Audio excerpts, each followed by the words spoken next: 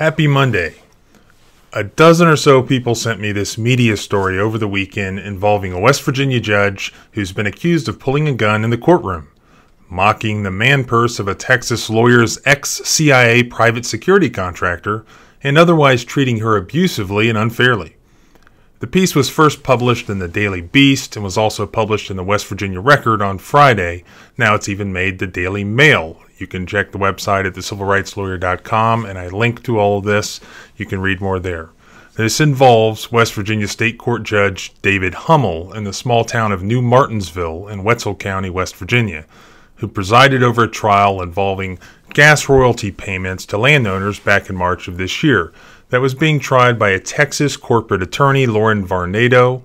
She is apparently the source of these allegations. Despite this going viral in the national news, I'm going to point out something to you that I think they may have overlooked, but more on that in a minute. Varnado describes a hostile relationship with the judge after asking him to recuse himself based on an alleged conflict of interest in judging involving the judge's parents receiving gas royalty payments.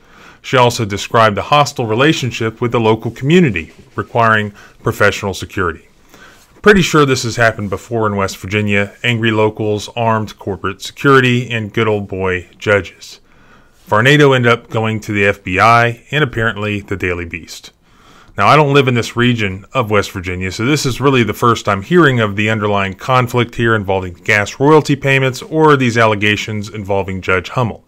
I don't believe I've ever heard of this judge before, and I'm certain anyways that I've never personally appeared before him. In any event, the Daily Beast reported that Judge Hummel, quote, whipped out his handgun, waved it in the air, and left it on the bench with the barrel pointed directly at corporate lawyers who had irritated him. This is supposed to have occurred on a Saturday out of the presence of the jury that was on the case. At first, Hummel told the Daily Beast, according to the article, that it never happened. Then he told the reporter that he kept the gun, a Colt .45, in a secret drawer in the bench. Then he said he was wearing a holstered gun under his robe during the trial the previous week, but he said it was a long, classic-looking revolver from the Wild West days called a Colt Peacemaker. Then Hummel told the reporter he did show Varnado a first aid kit, but it was casual, Hummel told the Daily Beast reporter. I did show her a foiled packet and said this is a blood coagulant. We have preparations for active shooter situations. Now, what I can tell you first things first is it a good idea if you're a judge and a Daily Beast reporter calls you to not only answer the questions, but to call back 2 or 3 times and try to clarify what you already said? That's a rhetorical question. So the firearm incident from the Saturday hearing occurred after the Texas defense team in this case attempted to remove the judge from this case over an alleged conflict of interest. According to the Daily Beast article, the gas company's lawyer accused the judge of never disclosing that his parents get gas company royalties that may someday pass to him, sparking questions about a glaring conflict of interest. When the gas company's lawyers sought to disqualify him, court transcripts show that he grew increasingly aggravated at Varnado and her team. At an April court hearing in which he was asked about his family's gas interests, the transcript shows how the judge patronized the lawyers as he detailed his family tree and dismissed their concerns, ranting about how his cousin Christy got mad at him for not recognizing her at a wedding.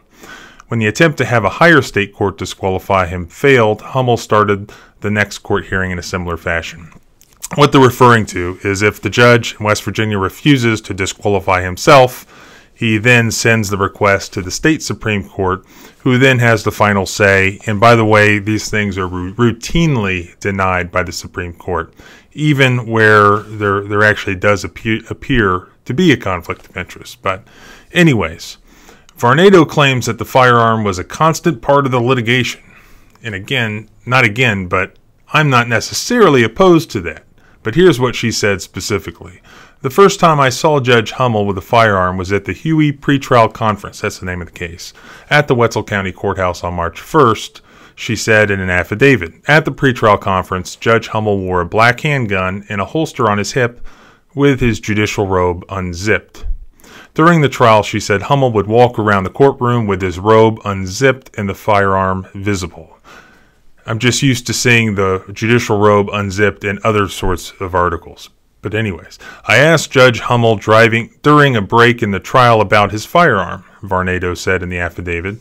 Judge Hummel confirmed that the gun was a Colt .45 handgun. He wore the gun in a holster without exception throughout the trial. So why were guns ever even being discussed in the first place? Apparently this gas royalty trial involved perceived safety threats to the Texas legal team, who say that they hired ex-CIA officers as professional security.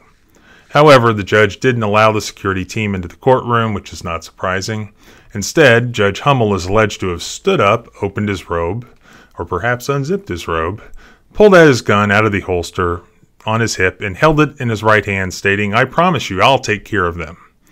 It sounds like the judge called one of the ex-CIA guys who was wearing a, quote, man purse, saying, "That's such a sissy ASS contraption." Judge Hummel then said, "Aren't me and my guns security enough?" And he said, "My guns are bigger than your security's guns," pointing the barrel of his pistol towards the Texas attorneys. Varnado signed an affidavit stating that Judge Hummel then set his gun down on the judicial bench and deliberately rotated the firearm as it laid on the bench until the barrel of the gun was pointing directly at me. She alleges that the handgun remained on the bench, pointed at her for the duration of the hearing, and then some. The article stated that the gun stayed there for the rest of the hearing. When the attorneys were directed to negotiate in a separate private room, they found the handgun still waiting there on the judicial bench when they returned. When lawyers had to approach the judge, the resting gun remained pointed at their faces. Now, one thing about this, when I saw the Daily Mail article, they showed a photo of the inside of this particular courtroom. Again, I had never been inside it. One thing that caught my attention, if you take a look at the picture of the courtroom, and it's posted up on the website, is that it doesn't necessarily appear that lawyers sitting in that courtroom would be able to see a gun, or even the direction a gun was pointing if it's laying on the bench that we see the judge sits at in the picture. Now, maybe Varnado was referring to a different table, or perhaps the photo is either the wrong courtroom or misleading as to the angles involved. It's also possible that they only saw it when they walked into or out of the courtroom for that private negotiation. But in any event, she ends up going to the FBI following the hearing. Varnado says she contacted the FBI's Pittsburgh field office immediately following the hearing.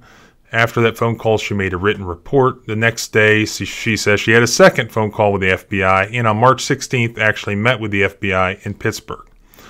Initially, she didn't report this to the State Judicial Investigation Commission or any law enforcement